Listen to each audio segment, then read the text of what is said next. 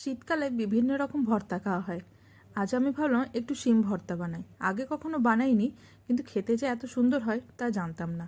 তো প্রথমে শিমগুলো ভালো করে ধুয়ে তারপরে এই শিমের যে শিরগুলো আছে সেগুলোকে ছাড়িয়ে নিলাম। কড়াইয়ের মধ্যে একটু জল গরম করে তার মধ্যে শিমগুলো দিয়ে দিলাম আর সঙ্গে দিয়ে দিলাম পরিমাণ মতো নুন।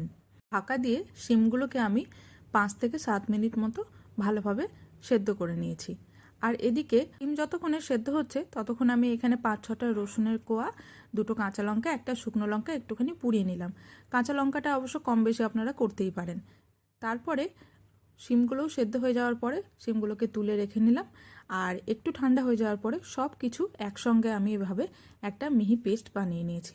তারপর কড়াইয়ের মধ্যে একটুখানি তেল গরম করে প্রথমে একটা শুকনো লঙ্কা ভেজে তুলে রেখে দিয়েছি। তারপরে ওই তেলের মধ্যে আমি অর্ধেকটা পেঁয়াজ দিয়ে দিয়েছি। পেঁয়াজটাকেও বেশ ভালোভাবে লাল করে ভেজে তুলে রেখে দিয়েছি। তারপর আবার একটু তেল অ্যাড করে তার মধ্যে আমি দিয়ে দিয়েছি কালো জিরে। কালো জিরেটা একটুখানি ভাজা হয়ে যাওয়ার পরে ওপর থেকে ওই বাটা শিমটা দিয়ে দিয়েছি।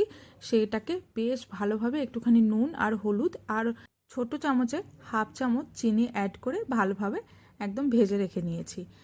পেঁয়াজ ভাজা শিম বাটা সব একসঙ্গে ভালোভাবে মাখিয়ে নিয়েছি। ব্যাস তাহলেই তৈরি শিমের ভর্তা। গরম ভাতে একটুখানি কাঁচা তেল দিয়ে অপূর্ব লাগে।